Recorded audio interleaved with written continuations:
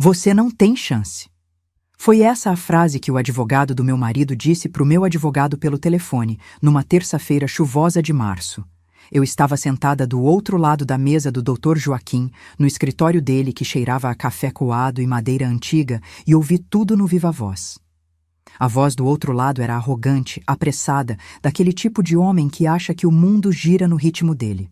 Doutor, vamos resolver isso logo. A sua cliente não tem chance. O Gustavo quer a casa, quer a concessionária, quer o apartamento do litoral.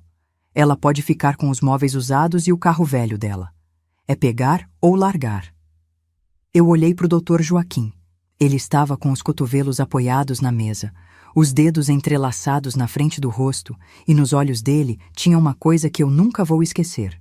Um brilho de quem sabe algo que o outro não sabe. Uma calma que só tem quem está segurando um as debaixo da manga. E então ele fez uma coisa que me arrepiou inteira. Ele riu.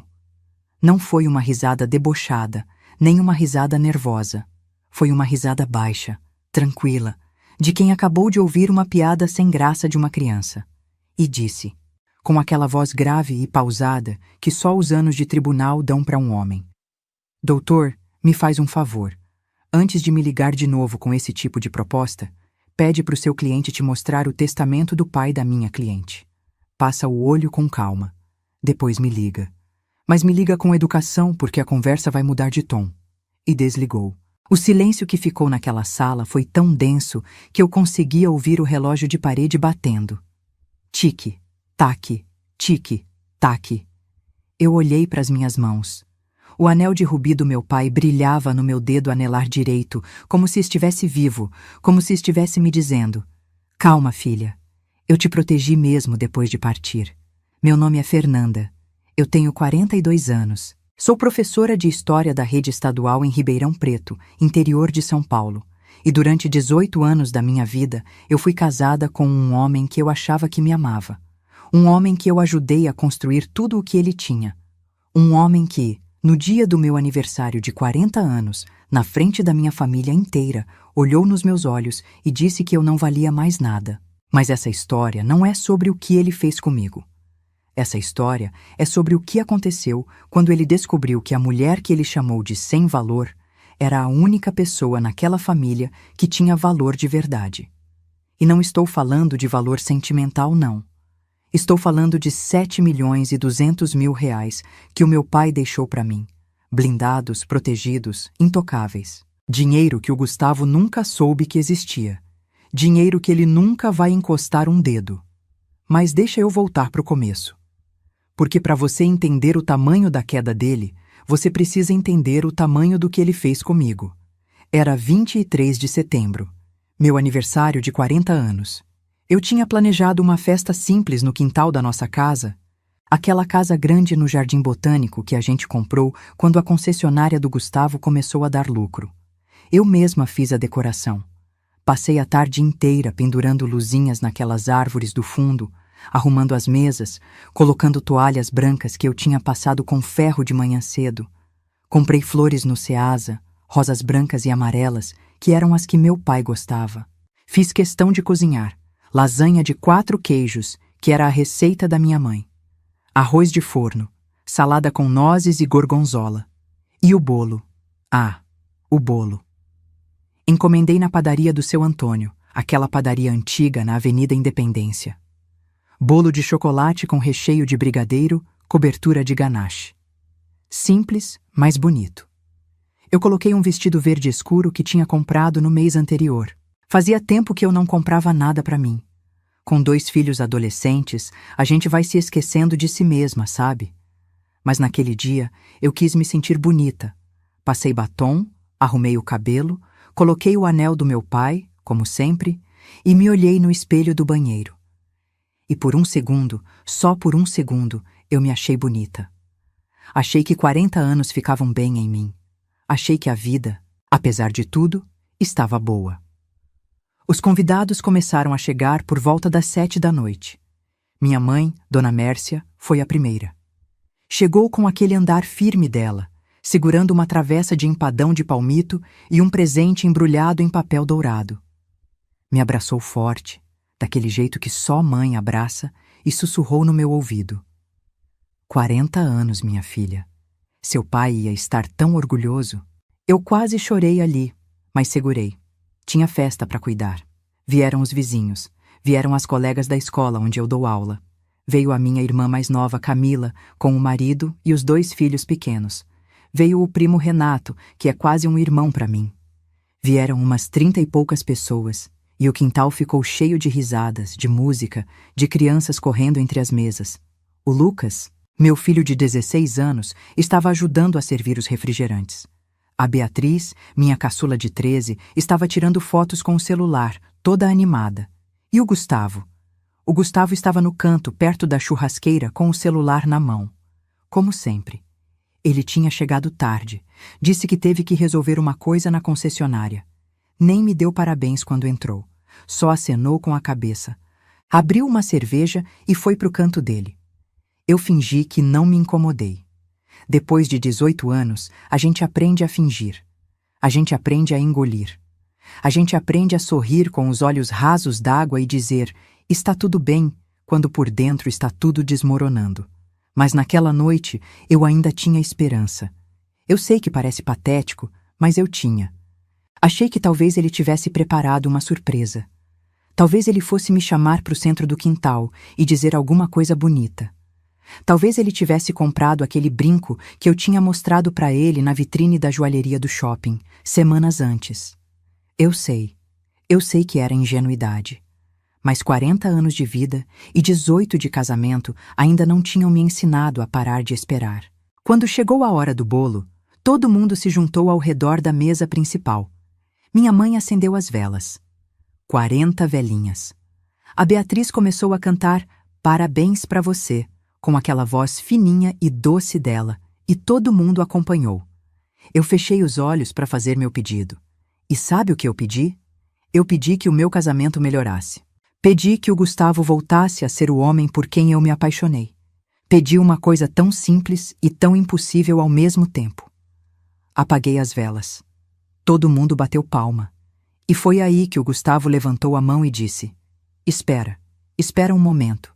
Eu quero falar uma coisa. Meu coração disparou. Eu pensei: é agora. Ele vai me surpreender. Eu até sorri. Abri um sorriso largo, daqueles que a gente abre quando está cheia de expectativa. Olhei para ele com os olhos brilhando, e ele disse, com a cerveja na mão, com a boca meio torta, com aquele tom de voz que eu já conhecia tão bem, o tom de quem acha que é dono do mundo: gente, já que todo mundo está aqui, eu quero aproveitar para comunicar uma coisa. Eu e a Fernanda vamos nos separar. O silêncio foi imediato, como se alguém tivesse arrancado o som do mundo. Eu vi a boca da minha mãe se abrir. Vi a Camila levar a mão ao peito. Vi o Lucas, meu filho, dar um passo para trás como se tivesse levado um empurrão invisível. E a Beatriz, minha Beatriz, ficou parada com o celular na mão, sem entender, mas ele não parou. Ele continuou. Eu cansei dessa vida. Cansei de bancária de professora que ganha uma miséria e acha que está contribuindo com alguma coisa. Eu construí tudo isso aqui sozinho. A casa, a concessionária, os carros, tudo. E eu mereço mais. Mereço uma mulher que esteja à minha altura. Eu queria ter desmaiado. Queria que o chão tivesse me engolido.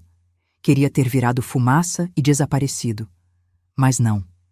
Eu fiquei ali, de pé, na frente de 30 e tantas pessoas, com o vestido verde escuro, com o batom que eu tinha passado com tanto cuidado, com o anel do meu pai brilhando no meu dedo, e senti cada palavra dele entrar no meu peito como uma faca. A casa fica comigo, ele continuou, apontando ao redor como se estivesse fazendo um inventário. O apartamento de Ubatuba fica comigo. A concessionária é minha, sempre foi. Você pode ficar com o Gol velho e com as suas coisinhas de professora. Meu advogado já está cuidando de tudo. Ele falou isso sorrindo, como se estivesse apresentando um plano de negócios. Como se eu fosse um item numa planilha que ele estava descartando. Minha mãe se levantou. Dona Mércia, com os seus 71 anos, se levantou daquela cadeira com uma dignidade que eu nunca vou esquecer. Ela não gritou, não xingou. Ela simplesmente olhou para o Gustavo, bem nos olhos, e disse: Gustavo, você acaba de cometer o maior erro da sua vida.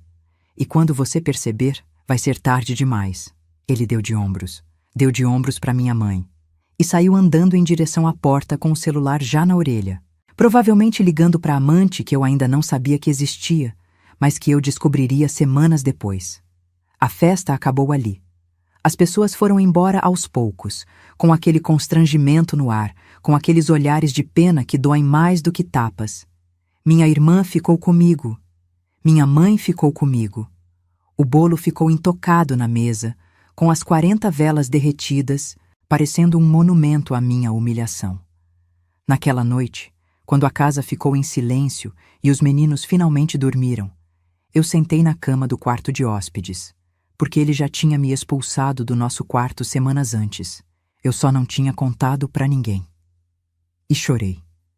Chorei tanto que achei que ia secar. Chorei, abraçada ao travesseiro, mordendo o tecido para não fazer barulho, porque eu não queria que os meus filhos ouvissem. Chorei de raiva, de vergonha, de medo. Chorei porque 18 anos da minha vida tinham acabado numa frase dita entre uma cerveja e um pedaço de bolo. E no meio daquele choro, eu olhei para o meu anel de rubi. Ele estava ali, firme, brilhando na luz fraca do abajur. E me lembrei do que meu pai disse quando me deu aquele anel, no dia da minha formatura em História, 20 anos atrás. Enquanto esse anel estiver no seu dedo, Fernanda, ninguém tira de você o que é seu. Naquela hora, eu não sabia ainda o que meu pai tinha feito por mim. Não sabia da dimensão do que ele tinha deixado. Não sabia que aquele homem simples, dono de uma fazenda de café em Franca, tinha passado os últimos anos de vida dele organizando cada centavo, cada documento, cada cláusula de um testamento que foi feito com um único propósito: me proteger. Mas eu ia descobrir. E quando eu descobri, tudo mudou. O Gustavo achou que estava descartando uma professora sem valor. O advogado dele achou que ia ser fácil, que era só pressionar, intimidar, e eu ia aceitar qualquer migalha. Eles não faziam ideia. Eles não faziam a menor ideia de quem era o pai da mulher que eles estavam tentando destruir, e muito menos de quem era essa mulher. Mas eu vou te contar tudo. Cada detalhe, cada centavo, cada lágrima que virou combustível, cada documento que virou arma, e aquela ligação do advogado arrogante para o Dr. Joaquim, foi só o começo. Se você quer descobrir o que aconteceu quando o advogado do Gustavo finalmente leu o testamento do meu pai, se inscreva agora no canal e ativa o sininho, porque o que aconteceu a seguir ninguém poderia imaginar. Deixa seu like se você já passou por algo parecido. E comenta de onde você está assistindo, porque essa história está só começando e a vingança foi servida gelada. Para você entender como eu cheguei naquela noite, como eu cheguei naquela cadeira do quarto de hóspedes, chorando abraçada a um travesseiro, eu preciso te levar lá para o começo. Porque ninguém acorda um dia casada com um monstro. A gente vai se casando com ele aos poucos, sem perceber. É como entrar numa água fria. Primeiro os pés, depois as canelas, depois a cintura, e quando você vê, já está submersa e nem lembra mais como era respirar. Eu conheci o Gustavo em 2003. Eu tinha 23 anos, tinha acabado de me formar em História pela Unesp de Franca e estava voltando para Ribeirão Preto para começar a dar aula.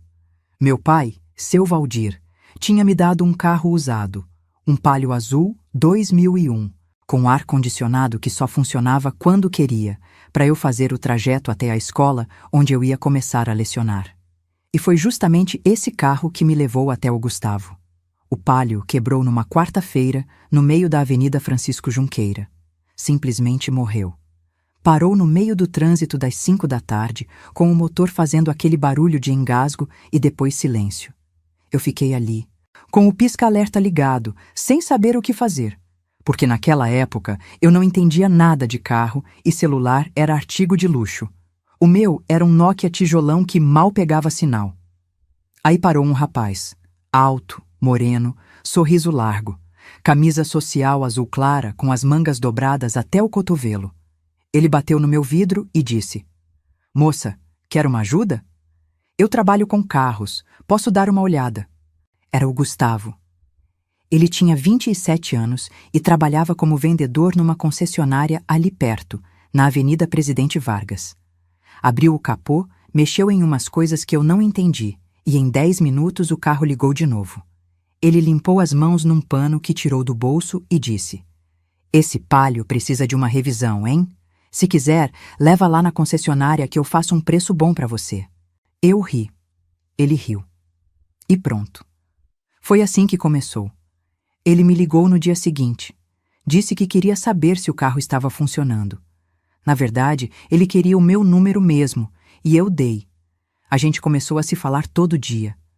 Ele me ligava à noite, depois do expediente, e a gente ficava no telefone por horas.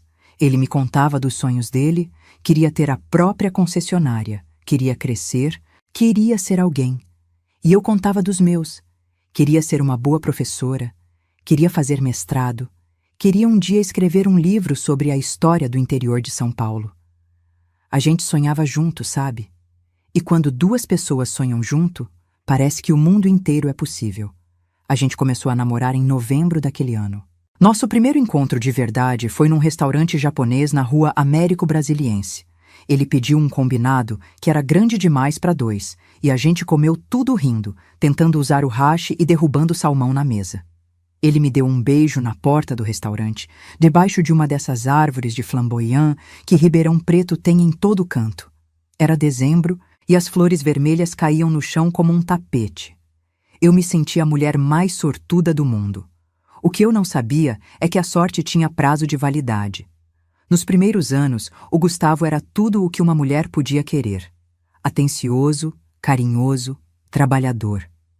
Ele acordava às 5 da manhã para ir para a concessionária e chegava às 9 da noite, mas mesmo cansado, sempre trazia alguma coisa, uma flor, um chocolate. Uma vez ele trouxe um livro sobre a Revolução Constitucionalista de 32, porque eu tinha mencionado que era um tema que me interessava. Eu guardei esse livro até hoje. Ainda está na estante do quarto dos fundos, com uma dedicatória dele na primeira página. Para minha historiadora favorita. Te amo.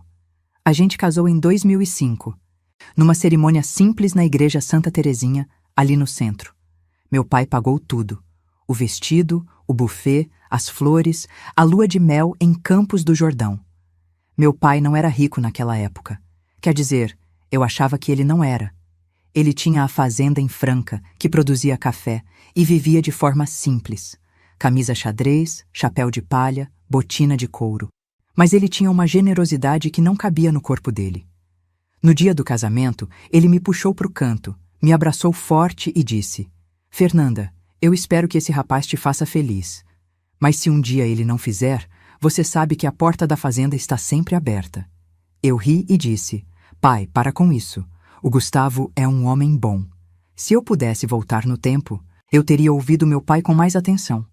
Teria olhado nos olhos dele e percebido que ele não estava sendo dramático. Ele estava sendo profético." O Lucas nasceu em 2007. Parto normal no Hospital Santa Casa de Ribeirão Preto, às 3h22 da madrugada. 3,2 kg. Quando eu ouvi o choro dele pela primeira vez, eu senti uma coisa que não tem palavra no dicionário para descrever. É como se o coração saísse do peito e fosse morar em outro corpo. Um corpo pequeno, enrugado, com os olhos fechados e as mãos fechadas, que cabia nos meus braços e ao mesmo tempo era grande demais para o mundo inteiro. O Gustavo chorou.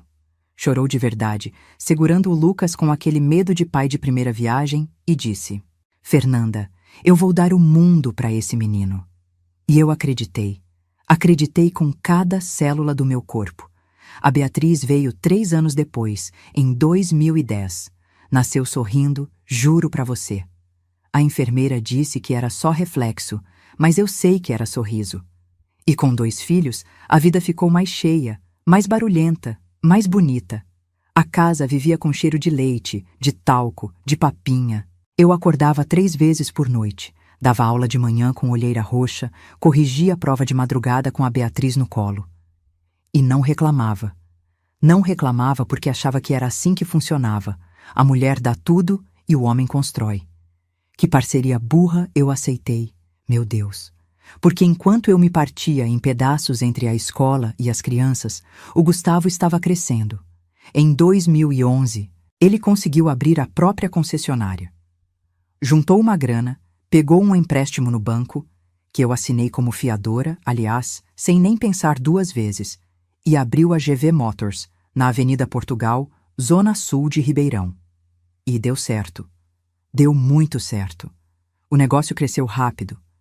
Em 2 anos, ele já tinha expandido o terreno, contratado 15 funcionários e estava vendendo mais de 40 carros por mês. E foi aí que ele começou a mudar. No começo foram coisas pequenas. Ele chegava em casa e não perguntava mais como tinha sido meu dia. Eu falava sobre os alunos, sobre uma aula que tinha dado bem, sobre o Lucas ter tirado nota boa em matemática e ele nem olhava para mim. Ficava no celular, rolando a tela, respondendo mensagem. Eu falava e as minhas palavras caíam no vazio, como pedras num poço sem fundo. Depois vieram os comentários, pequenos, mas afiados. Fernanda, você não vai trocar essa roupa para ir no jantar? Parece que você saiu da escola agora. Ou, você podia se arrumar mais, né? As esposas dos outros empresários não andam assim. Ou a pior de todas, que ele repetiu tantas vezes que eu perdi a conta. Você é só uma professora, Fernanda. Você não entende de negócios. Só uma professora. Só. Como se ensinar história para 200 adolescentes por dia fosse pouca coisa. Como se corrigir 800 provas por bimestre fosse passatempo. Como se ganhar R$ 3.800 por mês fosse motivo de vergonha. Ele me fazia sentir que o meu salário era esmola, que a minha profissão era insignificante, que eu era uma peça decorativa que nem decorava mais direito. E eu fui aceitando. Fui encolhendo. Fui me apagando. Sabe aquela coisa de ir perdendo a cor aos poucos, como uma fotografia velha que fica no sol? Era isso. Cada comentário tirava um pouco do meu brilho. Cada olhada de desprezo apagava uma parte de mim. Eu parei de me arrumar porque pra quê? Ele ia criticar de qualquer jeito. Parei de falar sobre o meu trabalho porque ele não se importava. Parei de contar sobre os meus alunos, sobre os projetos da escola, sobre a feira de ciências que eu organizei sozinha e ganhou o prêmio regional. Nada disso importava no mundo dele. No mundo dele, só importava dinheiro. Carros vendidos, margem de lucro, meta batida. A casa foi ficando silenciosa. Não aquele silêncio bom de domingo de manhã, não. Era um silêncio pesado, de coisa morta. A gente sentava para jantar e ninguém falava nada. Os meninos percebiam, claro que percebiam.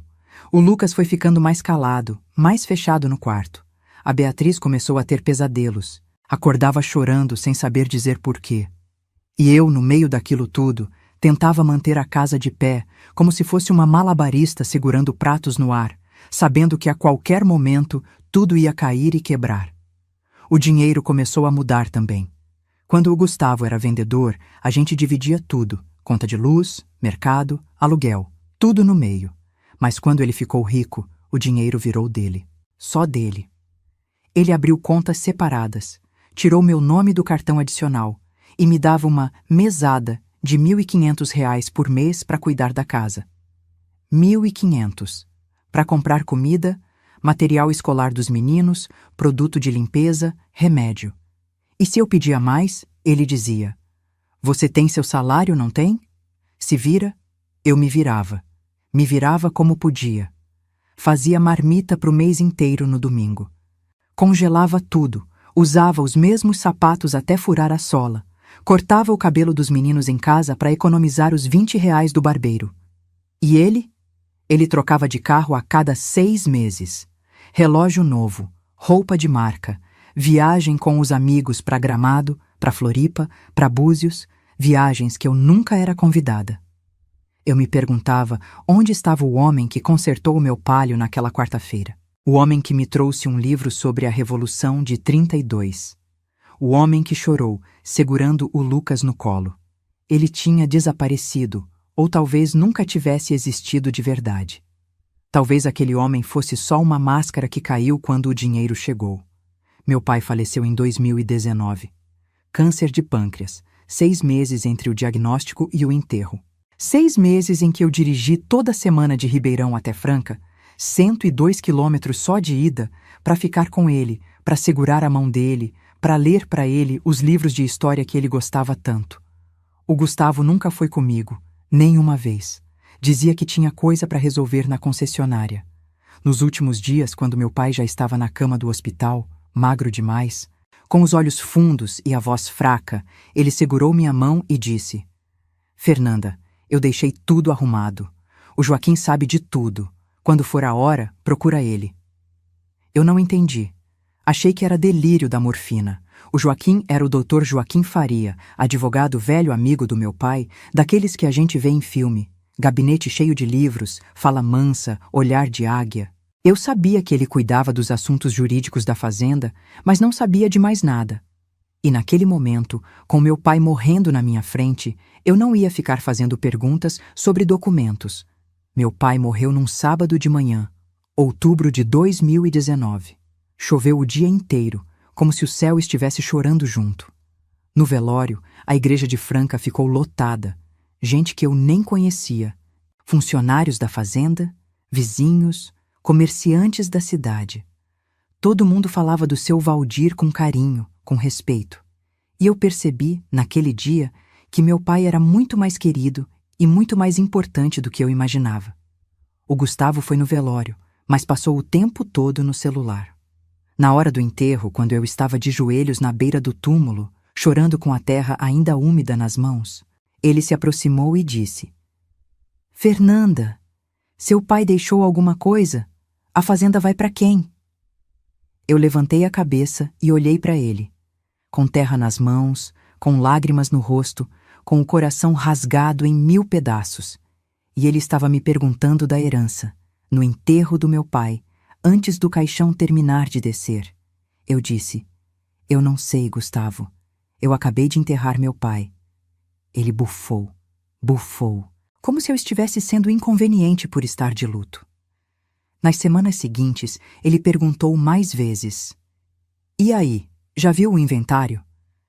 A fazenda vale quanto? Tem que vender logo, café dá prejuízo. Eu sempre desconversava, porque sinceramente eu não sabia de nada. Minha mãe ficou em Franca cuidando da fazenda e eu voltei para Ribeirão para minha rotina de aulas e silêncio. Até que um dia, 3 meses depois do enterro, minha mãe me ligou e disse: Fernanda, vem para Franca. Preciso te mostrar uma coisa. E não traz o Gustavo. Eu estranhei, mas fui. Num sábado de manhã, dirigi até Franca, e minha mãe me esperava na sala da fazenda com o Dr. Joaquim sentado ao lado dela. Na mesa tinha uma pasta grossa, cor de vinho, com o nome Valdir Antônio de Souza, gravado na capa em letras douradas. O Dr. Joaquim me pediu para sentar e disse: Fernanda, seu pai passou os últimos 5 anos da vida dele planejando isso. Ele sabia que você ia precisar. E ele fez questão de que ficasse tudo perfeito.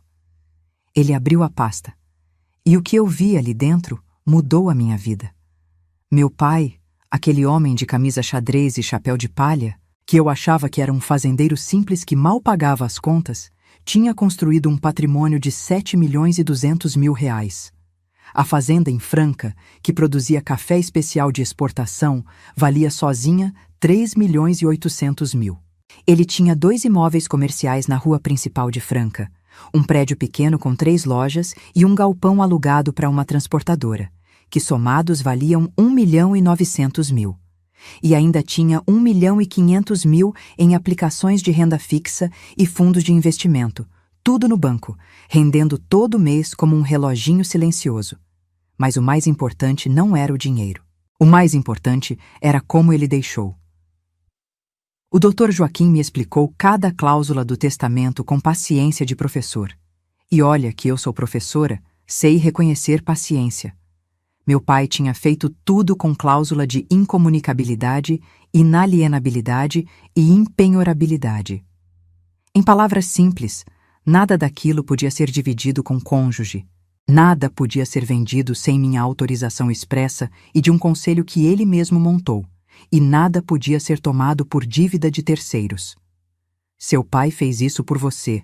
O doutor Joaquim disse, tirando os óculos e me olhando com aqueles olhos cansados, mas firmes. Ele me disse com todas as letras na última reunião que tivemos: Joaquim, eu não confio naquele rapaz. Protege minha filha. Blinda tudo. Se um dia ela precisar sair, ela sai com o que é dela e ele não encosta um centavo. Eu chorei. Chorei tanto que ensopei a pasta cor de vinho com as minhas lágrimas. Meu pai, do outro lado da vida, do outro lado da morte, estava me protegendo. Ele viu o que eu não queria ver. Ele entendeu o que eu não queria entender. E ele agiu. Minha mãe, Dona Mércia, que tinha sido contadora a vida inteira antes de se aposentar, ajudou meu pai a montar toda a estrutura. Foi ela quem organizou os documentos, quem acompanhou cada escritura, cada contrato. Ela sabia de tudo. E quando eu perguntei por que nunca me contaram, ela disse: porque seu pai queria que você vivesse sua vida sem peso. Ele queria que você só soubesse quando precisasse. E agora, filha, você precisa. Eu voltei para Ribeirão naquele sábado à noite com o coração dividido. De um lado, um alívio imenso. Eu tinha uma proteção que não sabia que existia. Do outro, uma tristeza funda, porque aquela proteção só existia porque meu pai sabia que meu casamento era uma mentira. Ele viu antes de mim. E morreu sem ver se eu ia ter coragem de sair. E o Gustavo? O Gustavo não sabia de nada. Ele achava que a fazenda era um terreno qualquer que mal dava lucro.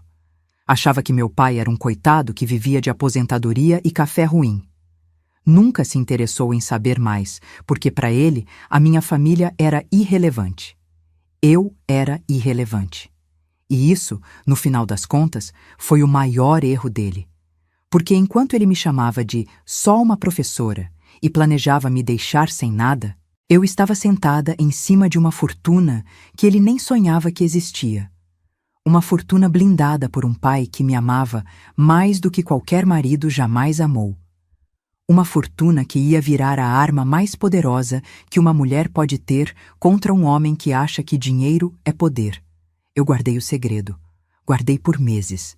Não contei para ninguém, nem para minha irmã, nem para o Lucas, nem para Beatriz. Só eu, minha mãe e o doutor Joaquim sabíamos. E quando o Gustavo fez aquele discurso no meu aniversário de 40 anos, quando ele disse que ia ficar com tudo e que eu não valia nada, eu aguentei calada não porque era fraca. Eu aguentei calada porque já sabia que a hora ia chegar.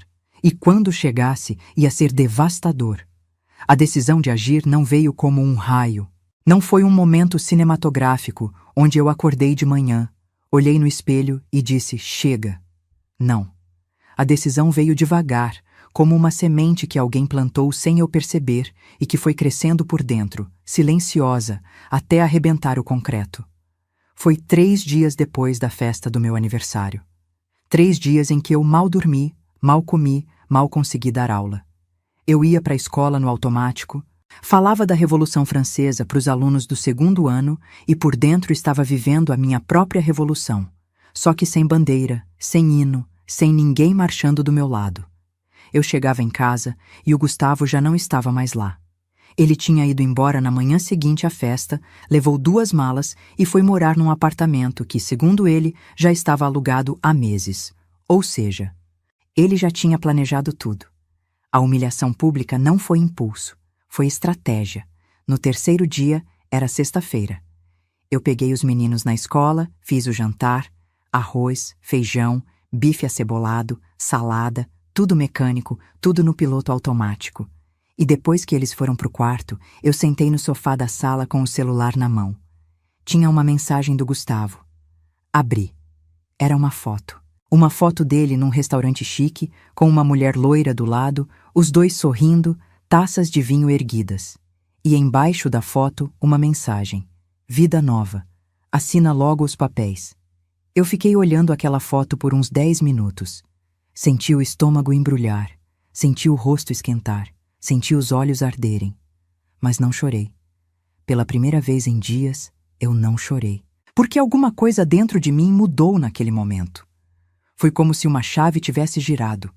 Como se uma porta que estava emperrada há anos tivesse finalmente se aberto.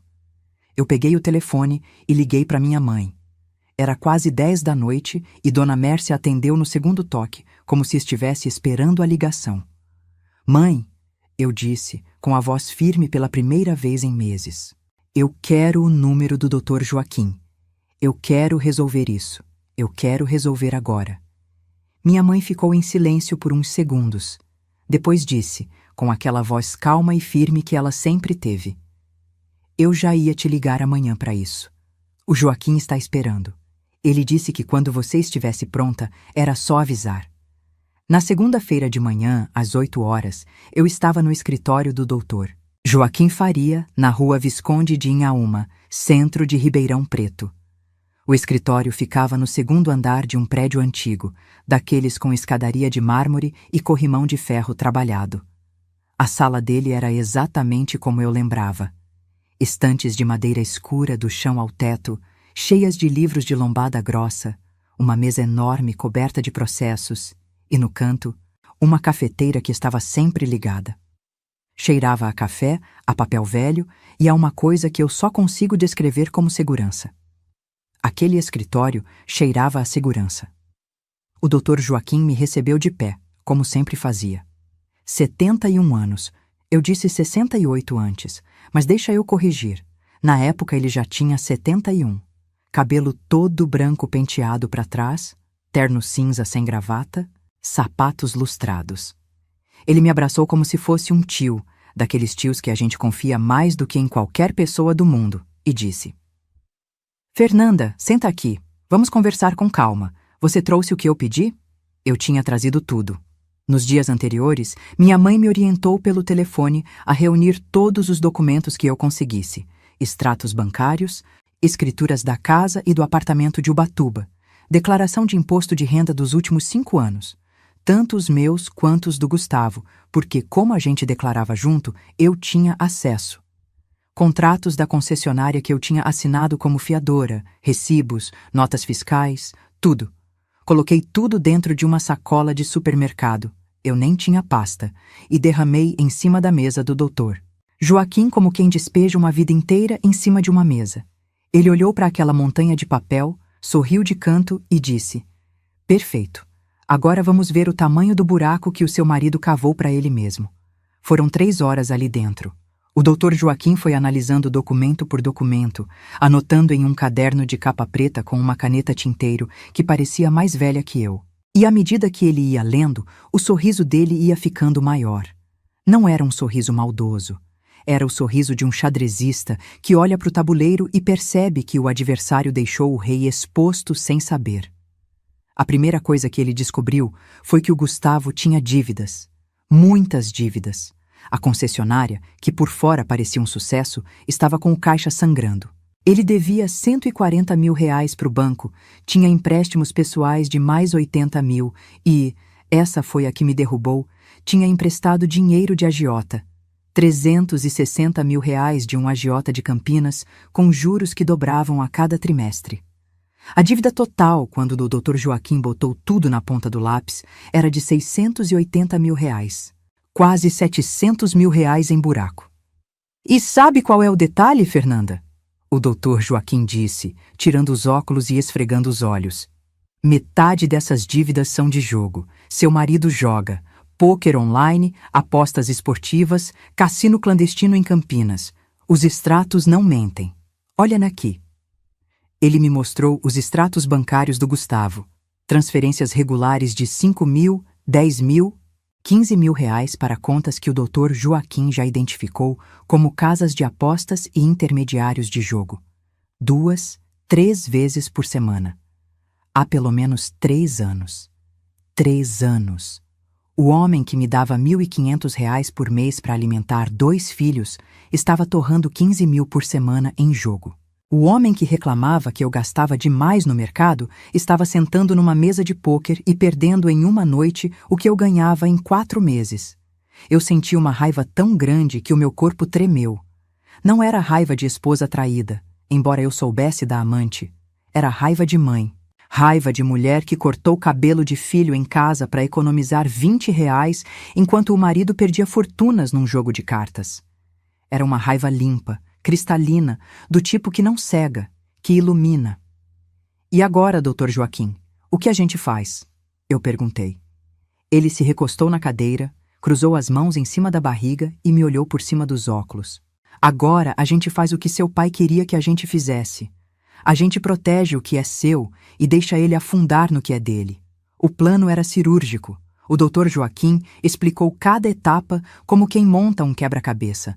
Peça por peça, sem pressa, sem erro. Primeira coisa, separar o que era meu do que era dele. A herança do meu pai, os 7.200.000, já estava blindada por testamento. Isso o Gustavo não podia tocar nem em sonho. Mas a casa do Jardim Botânico, o apartamento de Ubatuba e a concessionária eram patrimônio do casamento. A gente era casado em comunhão parcial de bens, o que significava que tudo o que foi adquirido durante o casamento era de nós dois. Em teoria, eu teria direito à metade de tudo aquilo. Mas o Dr. Joaquim me alertou. Na prática, o que vocês têm de patrimônio em comum está cheio de dívida escondida. Se a gente não tiver cuidado, você herda metade da dívida junto. Segunda coisa, documentar tudo. O Dr. Joaquim me orientou a fazer cópias de cada documento que eu tinha acesso. E como eu ainda morava na casa, eu tinha acesso a muita coisa. Contrato social da concessionária, onde eu aparecia como fiadora. Escrituras dos imóveis. Declarações de imposto de renda. Extratos bancários que ainda chegavam pelo correio. Ele me disse: Fernanda, copia tudo. Tudo que tiver seu nome. Tudo que provar que você participou da construção desse patrimônio. E guarda num lugar que ele não tenha acesso. Eu guardei tudo na casa da minha mãe, em Franca. Dona Mércia comprou um cofre pequeno, daqueles de parede, que ficam atrás de um quadro, e colocou no quarto que era do meu pai. As cópias ficaram ali, trancadas, seguras. Terceira coisa, sair da fiança. Eu tinha assinado como fiadora de 3 empréstimos do Gustavo, 2 no banco e 1 numa financeira.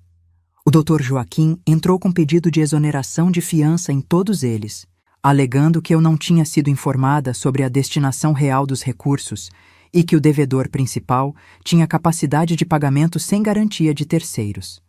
2 dos 3 foram aceitos em menos de 1 mês. O terceiro demorou mais, mas saiu. E a quarta coisa? Essa foi a jogada de mestre. O Dr. Joaquim me disse: Fernanda, o advogado dele vai tentar te pressionar. Vai ligar, vai ameaçar, vai dizer que você não tem chance. Deixa ele. Não responde nada, não aceita nada, não assina nada. Quem vai falar sou eu. E eu vou falar na hora certa. E foi exatamente o que aconteceu. 2 semanas depois da minha reunião com o Dr. Joaquim, o advogado do Gustavo ligou. Dr. Marcos Vinetti, um advogado jovem, metido, desses que falam rápido e acham que intimidar é a mesma coisa que advogar. Ligou para o Dr. Joaquim com aquela arrogância que eu já descrevi lá no começo. Vamos resolver isso logo. Ela não tem chance. E o Dr. Joaquim riu. Riu e mandou ele ler o testamento do meu pai. Mas a coisa não parou aí. Porque o Gustavo não era do tipo que aceita perder em silêncio. Quando o Dr. Vinetti ligou de volta, e ligou no dia seguinte, com a voz bem diferente. Diga-se de passagem, foi para dizer que o Gustavo estava furioso, que ele não aceitava que a herança ficasse fora da partilha, que ele ia contestar o testamento na justiça, que ele ia provar que seu Valdir não estava em plena capacidade mental quando fez o testamento, que ia pedir perícia psiquiátrica retroativa, laudo médico, testemunha, tudo. O doutor Joaquim ouviu tudo com paciência e depois disse, com aquela calma inabalável: Doutor, o testamento foi lavrado em cartório, com 2 testemunhas, um médico atestando lucidez e registrado em 3 instâncias diferentes. Seu Valdir assinou cada página com firma reconhecida. Eu mesmo supervisionei cada linha. Se o seu cliente quiser contestar, fique à vontade. Vai perder tempo. Vai perder dinheiro. Dinheiro que, pelo que eu sei, ele não tem, e vai perder a ação. Mas se insistir, eu tenho uma coisa que vai tornar a vida dele bem mais difícil. O quê? O Dr. Vinetti perguntou. Os extratos dele. 3 anos de apostas, dívidas com agiota, ocultação de patrimônio. Se isso chegar no juiz de família, a partilha que ele imagina vai virar pó. E se chegar na Receita Federal, o problema dele vai ser bem maior do que perder uma casa. O silêncio do outro lado da linha durou uns 8 segundos. Eu contei. 8 segundos de silêncio absoluto. Depois o Dr. Vinetti disse, com a voz mais baixa: "Eu vou conversar com meu cliente." E desligou. Naquela noite, o Gustavo me ligou. Era a primeira vez que ele me ligava diretamente desde que tinha ido embora de casa. A voz dele estava diferente. Não era mais aquela voz de dono do mundo. Era uma voz apertada, nervosa, de quem sentiu o chão tremer debaixo dos pés. "Fernanda, a gente precisa conversar." "Conversa com o Dr. Joaquim", eu disse. "Ele é meu advogado." "Para com isso, Fernanda. Não precisa de advogado. A gente resolve isso entre a gente." "Resolve como, Gustavo? Como você resolveu quando me humilhou na frente de toda a minha família? Como você resolveu quando mandou foto com a sua namorada e me mandou assinar os papéis? Resolve assim?" Ele ficou quieto. Eu ouvi a respiração dele do outro lado. Pesada, difícil, como se cada fôlego custasse. "Fernanda, escuta. Eu sei que errei. Mas essa coisa de testamento, de herança... Eu tenho direito, Fernanda. A gente é casado há 18 anos. Eu tenho direito. Você tem direito ao que é seu, Gustavo. E o que é meu, é meu. Meu pai garantiu. Seu pai era um velho que não gostava de mim. Meu pai era um homem que enxergou o que eu demorei 18 anos para enxergar. Eu desliguei. E juro para você, quando eu apertei aquele botão vermelho no celular, eu senti uma coisa que não sentia há anos. Não era raiva, não era tristeza, não era medo. Era poder. Pela primeira vez em muito tempo, eu estava no controle. Mas o Gustavo não desistiu. Claro que não desistiu. Homem como ele nunca desiste fácil. Eles escalam, eles pressionam, eles tentam te cercar por todos os lados. Na semana seguinte, ele apareceu na escola onde eu dava aula.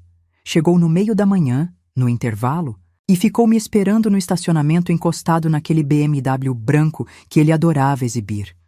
Quando eu saí para tomar café na padaria da esquina, ele veio andando na minha direção com aquele sorriso que eu já conhecia. O sorriso de vendedor, o sorriso de quem quer fechar negócio. "Fernanda, vamos conversar como gente adulta." "Eu sou adulta, Gustavo. Adulta o suficiente para ter um advogado." "Fala com ele." "Eu não vou falar com advogado nenhum. Eu quero falar contigo. Eu quero resolver isso sem tribunal, sem juiz, sem essa palhaçada toda." "Palhaçada? Palhaçada foi o que você fez no meu aniversário." Ele deu um passo para frente, eu dei um passo para trás. Uma colega minha, a professora Sônia, que dava aula de biologia, viu a cena da janela da sala dos professores e desceu correndo. "Tudo bem, Fernanda?" Ela perguntou, se colocando do meu lado. Ele olhou para Sônia, olhou para mim, balançou a cabeça e voltou para o carro. Mas antes de entrar, virou e disse: "Você vai se arrepender. Você não sabe com quem está lidando." Eu não respondi, mas por dentro pensei: "Não, Gustavo, você é que não sabe." Liguei para o Dr. Joaquim no mesmo dia e contei o que aconteceu. Ele ficou em silêncio por um momento e depois disse: "Fernanda, a partir de agora você registra tudo. Se ele aparecer de novo na escola, chama a polícia e faz boletim de ocorrência. Se ele mandar mensagem ameaçadora, guarda e me manda cópia. A gente vai construir um dossiê. E se ele ultrapassar a linha, a gente pede medida protetiva." E foi o que eu fiz. Cada mensagem, cada ligação, cada vez que ele mandava alguém me procurar, porque ele mandou o irmão dele, mandou um amigo, mandou até o contador da concessionária falar comigo, eu registrava, anotava, guardava. O Dr. Joaquim estava montando um arquivo tão grosso quanto o testamento do meu pai. E cada página daquele arquivo era mais um prego no caixão do castelo de cartas que o Gustavo tinha construído. Porque era isso que a vida dele era, um castelo de cartas. A concessionária devia mais do que valia. As dívidas cresciam a cada semana. Os agiotas começaram a pressionar.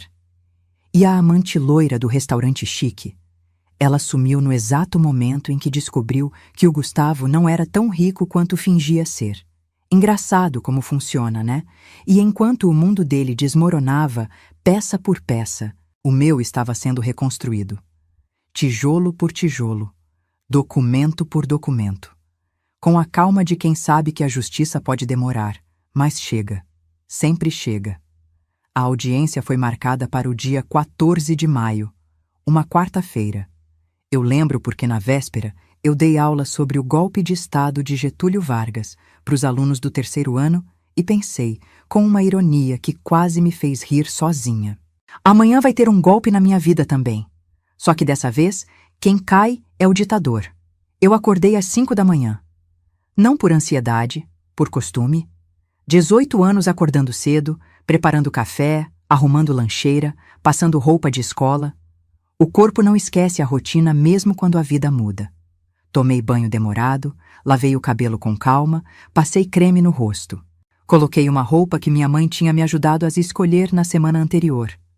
Uma calça preta de alfaiataria, uma blusa branca de seda, simples, mas elegante, e sapatos de salto baixo cor de nude que eu tinha comprado com o meu dinheiro, do meu salário, da minha profissão que o Gustavo chamava de insignificante. No dedo, o anel de rubi do meu pai. Minha mãe chegou em Ribeirão na noite anterior. Dormiu no quarto de hóspedes, o mesmo quarto onde eu chorei abraçada ao travesseiro meses atrás. E de manhã fez café coado no coador de pano, do jeito que meu pai gostava. A cozinha inteira ficou com aquele cheiro de café forte, e por um segundo eu fechei os olhos e senti como se meu pai estivesse ali.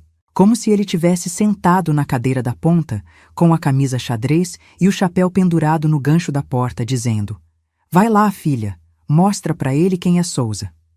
O Dr. Joaquim me buscou às 8h30. Ele veio no carro dele, um Corolla prata já com uns anos de uso, limpo por dentro como se fosse novo. No banco de trás, a pasta cor de vinho do meu pai e mais 2 pastas. Uma azul, com todos os documentos da partilha, e uma vermelha, que ele chamava de pasta surpresa.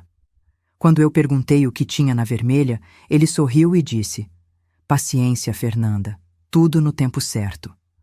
O Fórum de Ribeirão Preto fica na rua 7 de Setembro, um prédio grande, meio cinza, com aquele ar solene de lugar onde vidas são decididas em cima de uma mesa. Eu já tinha ido ali uma vez, para resolver uma questão de documentação dos meninos, e lembro que achei o lugar frio demais. Não de temperatura, mas de alma. Naquela manhã, o prédio me pareceu ainda mais frio. O corredor do segundo andar tinha chão de granito que ecoava a cada passo, e o som das minhas solas batendo no piso parecia um metrônomo, marcando o tempo até o confronto. A gente chegou primeiro. O Dr. Joaquim quis assim. A gente chega cedo, senta, se acomoda e espera. Quando ele chegar, a gente já está no lugar. Isso faz diferença, Fernanda. Presença faz diferença. A sala de audiência era menor do que eu imaginava. Uma mesa comprida no centro, cadeiras de couro sintético dos 2 lados, e no fundo, a mesa do juiz, elevada, com o brasão da República na parede atrás. Eu sentei do lado esquerdo, com o Dr. Tom Joaquim ao meu lado e minha mãe, numa cadeira atrás de mim. Dona Mércia estava de vestido azul marinho, cabelo preso num coque baixo, e nos olhos dela tinha aquela mesma firmeza que eu vi no dia do velório do meu pai. Ela segurava a bolsa no colo com as 2 mãos, quieta, imóvel, como uma sentinela. O Gustavo chegou 10 minutos atrasado. Entrou na sala com o doutor Vinete, aquele advogado jovem e arrogante que ligou para o Dr. Joaquim semanas antes. Gustavo estava de terno preto, gravata azul, sapato envernizado. Se perfumou demais. O cheiro invadiu a sala inteira. Ele tentava parecer confiante, mas eu vi. Eu vi o jeito como ele apertava a mandíbula e mexia os dedos. Sinal de nervosismo que eu conhecia de 18 anos de convivência. Ele não olhou para mim quando entrou. Não olhou para minha mãe. Sentou do outro lado da mesa e ficou olhando para as próprias mãos. O juiz entrou em seguida. Dr. Ricardo Mendes, um homem de uns 50 e poucos anos, calvo, óculos de aro fino, expressão de quem já viu de tudo naquela sala e não se impressiona com mais nada. Ele abriu o processo, leu os nomes das partes, confirmou a presença dos advogados e disse: "Vamos começar. Dr. Vinete, o requerente deseja se pronunciar? O Dr. Vinete se levantou, ajeitou a gravata, pigarreou e começou a falar com aquele tom ensaiado de quem decorou o discurso no espelho. Meritíssimo meu cliente, o senhor Gustavo Henrique Moreira, solicita a dissolução do vínculo matrimonial e a partilha equitativa dos bens adquiridos durante os 18 anos de união. O patrimônio em questão inclui um imóvel residencial no bairro Jardim Botânico, avaliado em R$ 1.800.000, um apartamento de veraneio em Ubatuba, avaliado em R$ 500.000, e a empresa GV Motors Comércio de Veículos, com faturamento médio anual de R$ 2.400.000.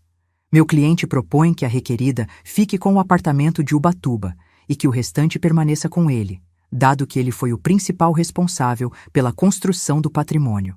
Ele parou, olhou para o Dr. Joaquim com um meio sorriso e completou.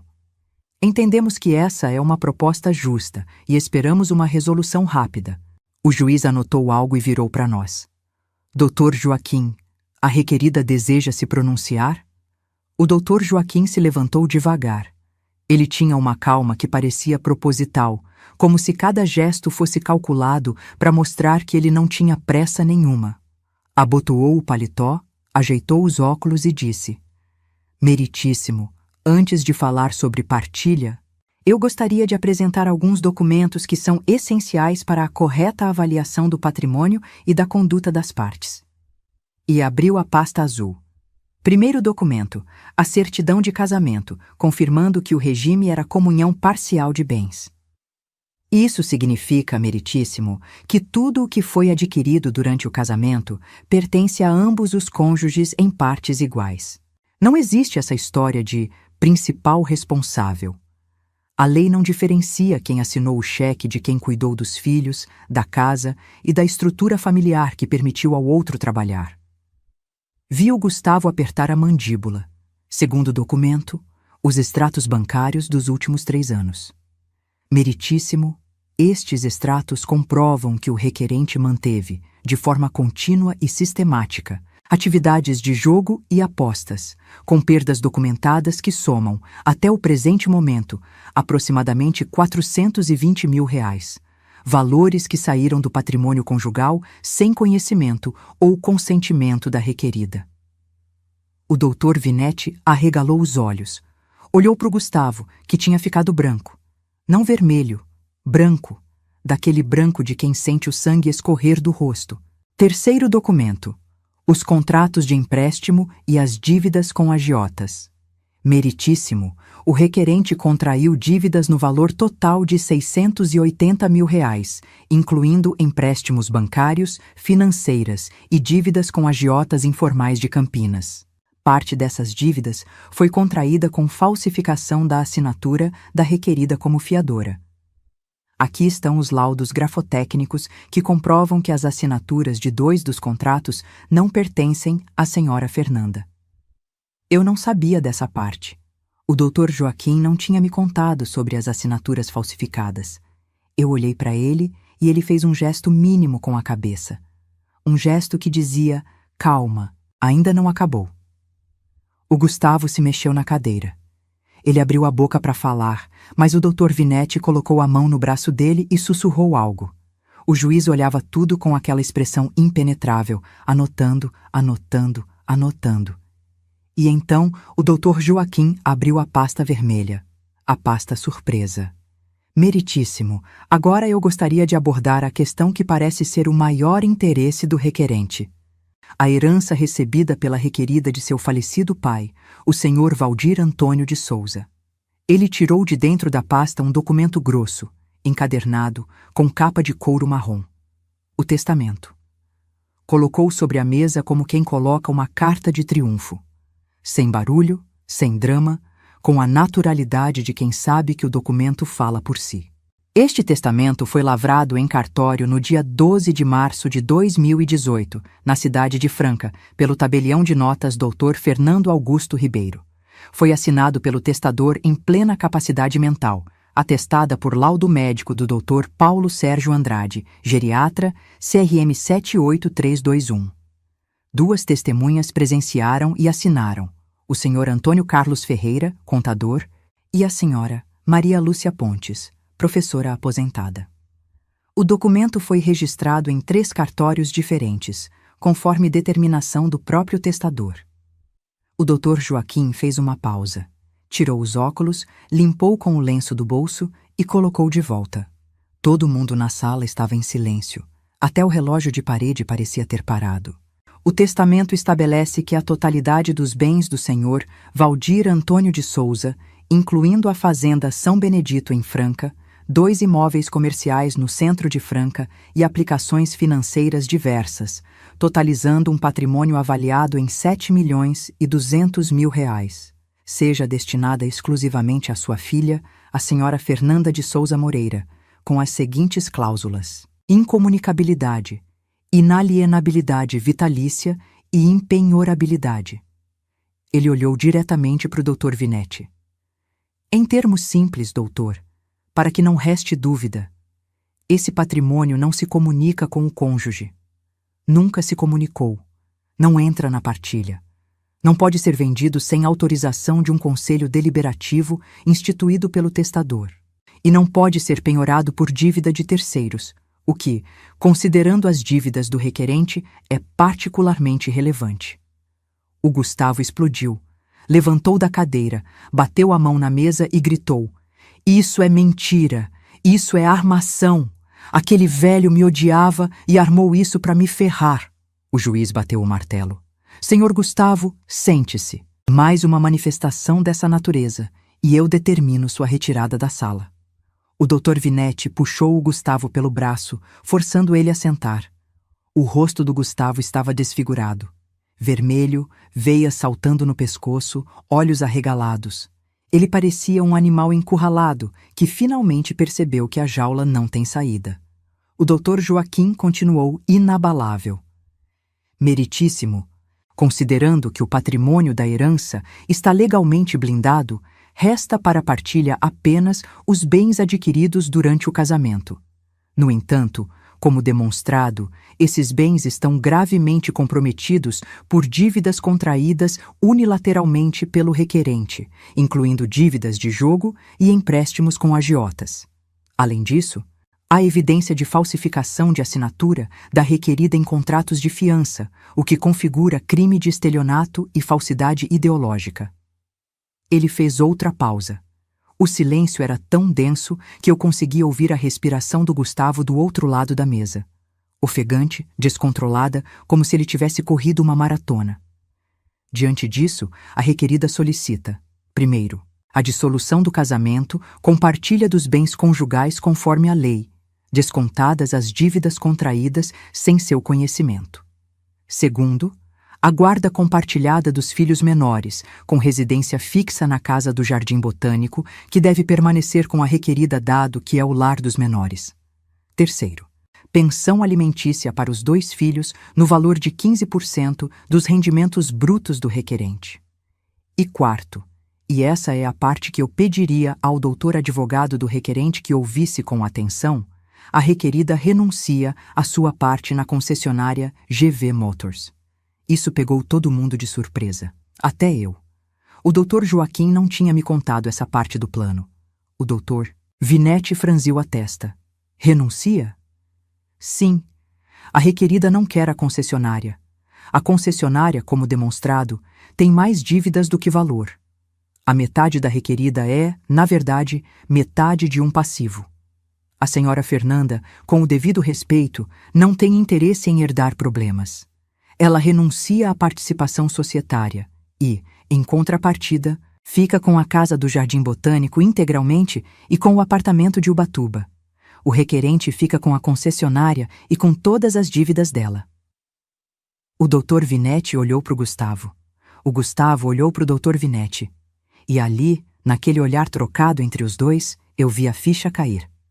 A concessionária que o Gustavo tanto queria, aquele império que ele construiu sozinho, era uma bomba-relógio. E agora, a bomba estava no colo dele. Só no colo dele. O juiz anotou tudo, pediu um recesso de 20 minutos para analisar os documentos e se retirou. Nos 20 minutos de recesso, o Gustavo tentou falar comigo. Veio andando na minha direção no corredor, com os olhos vermelhos e a gravata afrouxada.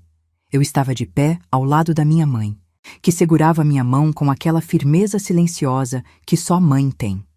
Fernanda, por favor. A gente precisa conversar, não faz isso comigo.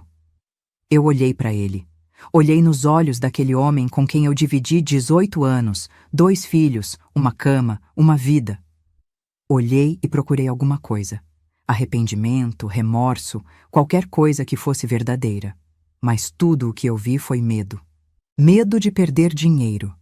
Medo de ficar sozinho com as dívidas. Medo de um homem que construiu a vida inteira em cima de aparências e agora via as paredes de papelão desabarem.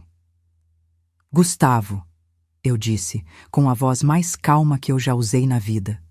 Você me humilhou na frente da minha família, me chamou de sem valor, disse que eu era só uma professora, mandou foto com outra mulher e me mandou assinar os papéis. Você me acordou às 3 da manhã para dizer que eu roncava alto demais e que por isso ia dormir em outro quarto. E eu acreditei, Gustavo. Eu acreditei em cada mentira, em cada desculpa, em cada promessa vazia. Minha voz não tremeu. Eu continuei. Meu pai me avisou. Meu pai olhou para você e viu o que eu demorei quase 2 décadas para ver. E ele me protegeu, mesmo depois de morrer. Então não, Gustavo. A gente não precisa conversar. A gente não tem mais nada para conversar. O que tinha para ser dito, você disse no meu aniversário, agora é a minha vez. Ele ficou parado, com os braços caídos ao lado do corpo, a boca entreaberta, sem palavras. E pela primeira vez em 18 anos, o silêncio dele não me machucou. Me libertou. Minha mãe apertou minha mão. Eu olhei para ela. Dona Mércia tinha uma lágrima escorrendo pelo rosto. Uma só, discreta. E um sorriso pequenininho no canto dos lábios. E sussurrou. Seu pai está orgulhoso. Quando o juiz voltou, a decisão foi rápida. Ele acatou quase tudo que o Dr. Joaquim pediu. A herança foi declarada intocável. A casa ficou comigo. O apartamento ficou comigo. A concessionária, com todas as suas dívidas, ficou com o Gustavo. A guarda dos meninos ficou compartilhada, com residência fixa comigo. E a pensão foi fixada conforme solicitado. O Gustavo saiu da sala sem olhar para trás. O Dr. Vinetti foi atrás dele, com a pasta debaixo do braço e a cara de quem perdeu um caso que jurava ganhar. E eu fiquei ali, de pé, no corredor do fórum, com o anel de rubi brilhando no meu dedo e o cheiro de café do escritório do Dr. Joaquim ainda na memória. Estava feito. Eu saí do fórum naquela quarta-feira de maio e o sol estava forte. Ribeirão Preto tem esse sol que parece que abraça, que pesa nos ombros, que esquenta o rosto e faz a gente apertar os olhos. Mas naquele dia, o sol não pesou. Naquele dia, o sol me pareceu leve, como se alguém tivesse tirado uma camada de chumbo que eu carregava há anos sem perceber. Eu parei na calçada, de frente para o prédio cinza do fórum, olhei para o céu azul de interior paulista e respirei fundo. Um respiro que veio lá de baixo, lá do fundo do peito, do lugar onde eu tinha guardado 18 anos de silêncio, de engolir seco, de sorrir sem vontade. Minha mãe estava do meu lado. Dona Mércia, com o vestido azul marinho e o coque baixo, segurou meu braço e disse: "Vamos almoçar, filha. Você precisa comer." E a gente foi. Foi num restaurante simples ali perto do fórum, daqueles de comida por quilo, com arroz, feijão, frango grelhado, farofa e salada. A gente sentou numa mesa no fundo, perto da janela, e comeu em silêncio por uns minutos. Um silêncio bom, um silêncio de missão cumprida. Depois minha mãe olhou para mim, com aqueles olhos castanhos que são iguais aos meus, e disse: "Seu pai planejou isso durante 5 anos, Fernanda. 5 anos. Ele ia comigo no escritório do Joaquim a cada 2 meses, revisava cada cláusula, perguntava sobre cada detalhe. Uma vez eu disse para ele: Valdir, você não acha que está exagerando? Talvez o casamento da menina melhore." E sabe o que ele respondeu? Eu balancei a cabeça. Ele disse: "Mércia, eu espero que melhore. Mas se não melhorar, a minha filha não vai passar necessidade por causa de homem nenhum. Enquanto eu tiver 1 centavo de café naquela fazenda, a Fernanda está protegida. E voltou a ler os documentos com aquela lupa dele, aquela lupa de cabo de madeira que ele usava porque a vista já estava fraca. Eu chorei ali, no restaurante por quilo, com o garfo na mão e o prato pela metade. Chorei de saudade, de gratidão, de uma dor boa que eu nem sei explicar. É a dor de ser amada por alguém que já partiu. É saber que o amor mais forte que você recebeu na vida veio de um homem que não está mais aqui para ouvir você dizer obrigada. Mas eu disse mesmo assim, baixinho, olhando para o anel de rubi: obrigada, pai. Os meses seguintes foram de reconstrução. Não foi fácil. Eu não vou mentir para você dizendo que foi. Reconstruir uma vida não é como reformar uma casa, onde você derruba uma parede e levanta outra. É mais como aprender a andar de novo depois de passar anos numa cadeira de rodas. Cada passo dói, cada movimento é estranho, cada dia tem um momento em que você pensa: será que eu consigo? A primeira coisa que eu fiz foi cuidar dos meninos. O Lucas, com 16 anos, estava calado demais, fechado demais.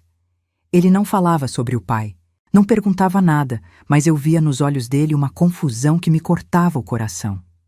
Um dia, umas 2 semanas depois da audiência, ele veio até mim na cozinha enquanto eu lavava a louça e disse: Mãe, o pai é uma pessoa ruim? Eu larguei a esponja, sequei as mãos no pano de prato e sentei com ele na mesa da cozinha. Olhei nos olhos do meu filho, olhos castanhos como os meus, como os do meu pai, e disse: Lucas, seu pai fez escolhas ruins. Muitas escolhas ruins. Ele me magoou muito, e magoou você e a Bia também. Mas ele é seu pai, e o que aconteceu entre a gente não muda o fato de que ele te ama do jeito dele.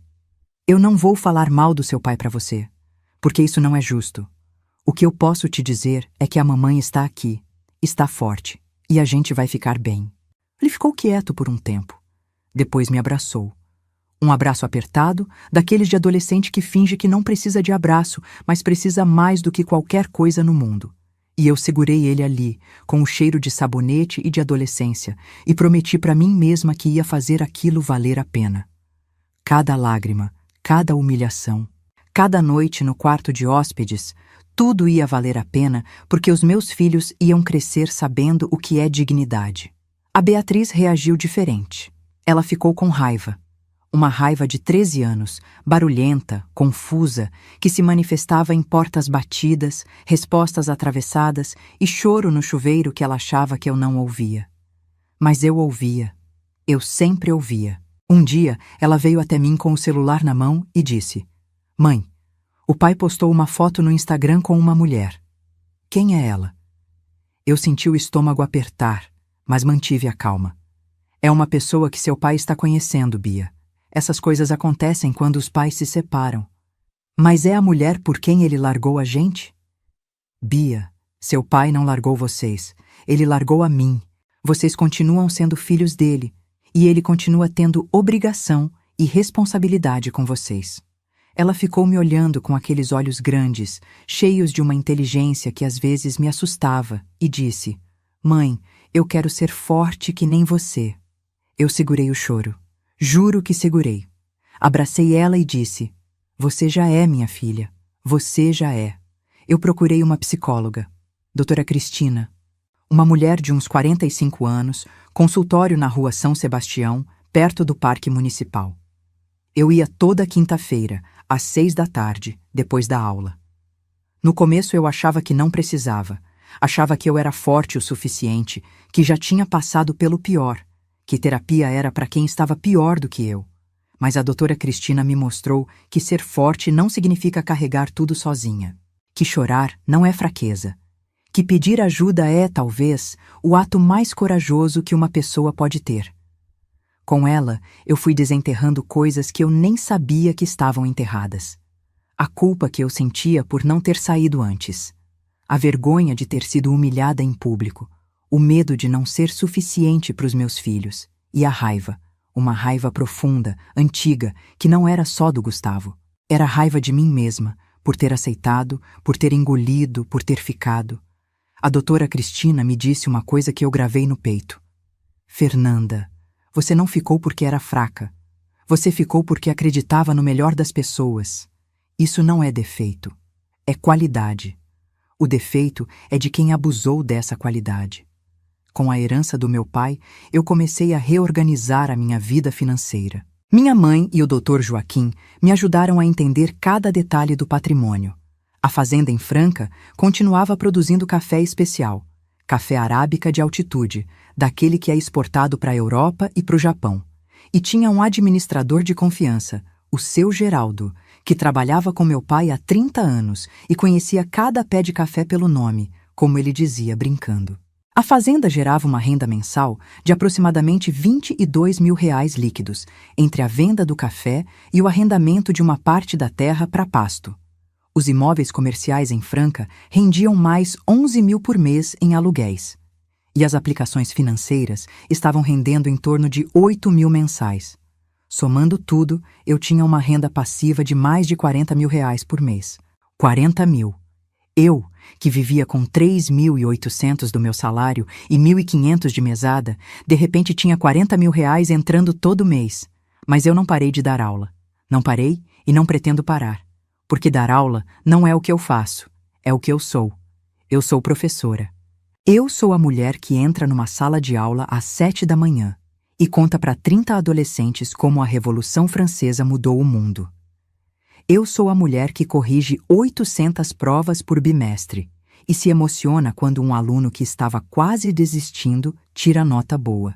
Eu sou a mulher que organizou uma feira de ciências que ganhou prêmio regional e que nunca recebeu um parabéns do marido por isso. O dinheiro do meu pai me deu segurança, mas a minha profissão me deu identidade. E identidade ninguém tira. Com o tempo, eu fui transformando a casa.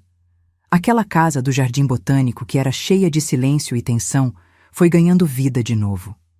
Eu pintei as paredes da sala. Tirei aquele bege sem graça que o Gustavo tinha escolhido e coloquei um amarelo claro, cor de sol de manhã.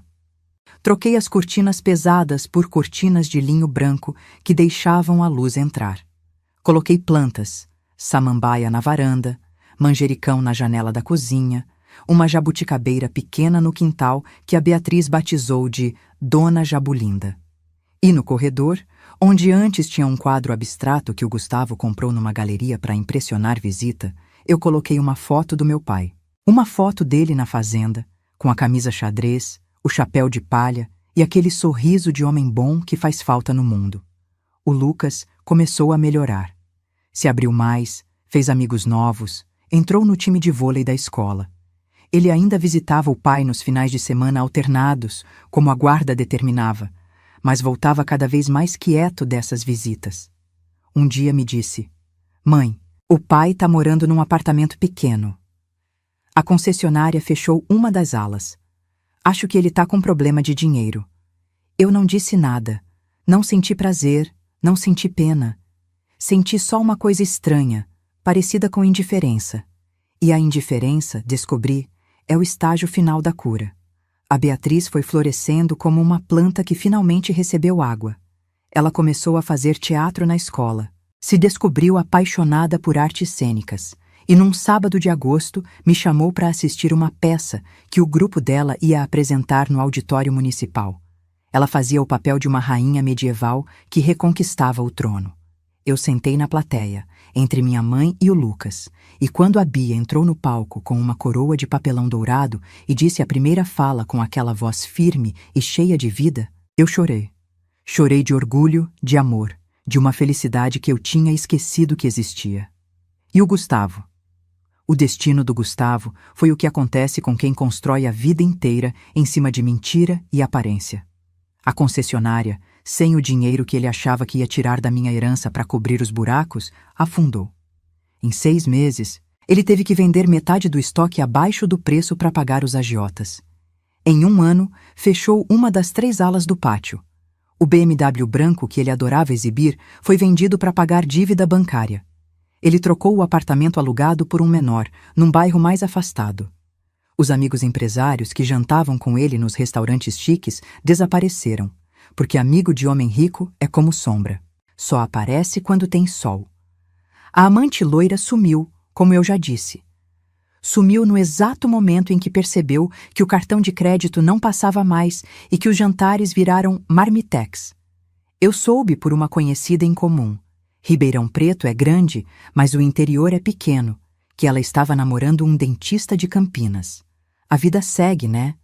Eu não sinto prazer com a queda dele. Eu sei que talvez você esperasse que eu dissesse isso, que eu estou feliz por ele estar sofrendo, que é karma, que é vingança. Mas a verdade é mais complicada que isso. A verdade é que ele é o pai dos meus filhos. E ver o pai dos meus filhos afundar não me dá alegria, me dá tristeza. Tristeza por ele, que poderia ter sido tão diferente. Tristeza pelo Lucas e pela Beatriz, que merecem um pai presente e não um homem destruído pelas próprias escolhas. Mas eu também sei que eu não sou responsável pelas escolhas dele. Eu fui responsável pelas minhas, e as minhas me trouxeram até aqui. Hoje, 1 ano e meio depois daquela audiência no fórum, eu estou sentada na varanda da minha casa, no Jardim Botânico, com um café coado na mão. Coado no coador de pano, do jeito do meu pai, e o sol da tarde entrando entre as folhas da jabuticabeira. O Lucas está no quarto fazendo lição. A Beatriz está ensaiando uma peça nova na sala, falando sozinha na frente do espelho com gestos dramáticos que me fazem rir. Minha mãe vem todo mês passar uma semana comigo, traz empadão de palmito e fica sentada nessa mesma varanda tricotando cachecol para ninguém, porque ela gosta do movimento das agulhas e do barulho que elas fazem. Eu comecei o mestrado. Sim, aquele mestrado que eu sonhava em fazer quando era jovem e que fui adiando, porque o Gustavo dizia que era perda de tempo e que professora não precisa de mestrado, precisa é dar aula e ficar quieta. Pois eu comecei, na USP de Ribeirão Preto, em História Social. Minha pesquisa é sobre as mulheres cafeicultoras do interior de São Paulo no início do século XX, mulheres que tocaram fazendas sozinhas enquanto os maridos iam para a guerra ou simplesmente iam embora.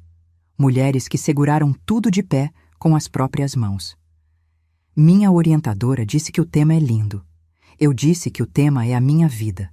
Às vezes, à noite, quando a casa está quieta e os meninos já dormiram, eu me sento na cama e olho para o anel de rubi do meu pai. Ele continua ali, firme, brilhando na luz fraca do abajur, como brilhou naquela noite em que eu chorei no quarto de hóspedes. Mas agora, quando eu olho para ele, eu não choro. Eu sorrio. Sorrio porque aquele anel me lembra de quem eu sou. Não a esposa do Gustavo. Não a mulher que foi humilhada numa festa de aniversário. Não a só uma professora que não entendia de negócios. Eu sou Fernanda de Souza, filha do seu Valdir, neta de Dona Mércia, mãe do Lucas e da Beatriz, professora de história, mestranda, mulher. E se eu pudesse dizer uma coisa para aquela Fernanda de 23 anos, que conheceu um rapaz bonito na Avenida Francisco Junqueira, num dia que o palio quebrou, eu diria: você vai sofrer, vai doer, vai ter dias em que você vai querer desistir. Mas não desiste, porque lá na frente, do outro lado de toda essa dor, tem uma varanda com sol, um café coado, uma jabuticabeira chamada Dona Jabulinda, e 2 filhos incríveis que vão te olhar com orgulho e dizer: mãe, eu quero ser forte que nem você. E isso, minha querida, isso vale tudo. Eu passei 18 anos sendo pequena para caber no mundo de um homem que nunca mereceu o meu tamanho. Mas o meu pai sabia, meu pai sempre soube, e ele fez questão de me deixar uma coisa que nenhum marido, nenhum advogado arrogante, nenhum juiz poderia tirar: a certeza de que eu era amada, de que eu tinha valor, de que eu merecia mais. E eu tive mais, muito mais. Se essa história tocou seu coração, se você se identificou em algum momento dessa jornada, deixe seu comentário aqui embaixo, contando de onde você está assistindo e o que mais tocou você. Compartilhe esse vídeo com aquela amiga, prima, vizinha que precisa ouvir essa mensagem. Que dignidade não se negocia, que amor próprio vem primeiro e que nunca é tarde para recomeçar. Deixa seu like, se inscreve no canal e ativa o sininho para não perder as próximas histórias. Porque aqui A gente não conta histórias vazias. A gente conta histórias que transformam, que curam, que lembram você de quem você realmente é. Uma mulher forte, capaz e merecedora de todo o amor do mundo. Um abraço apertado no seu coração e lembre-se, você é mais forte do que imagina. Até a próxima.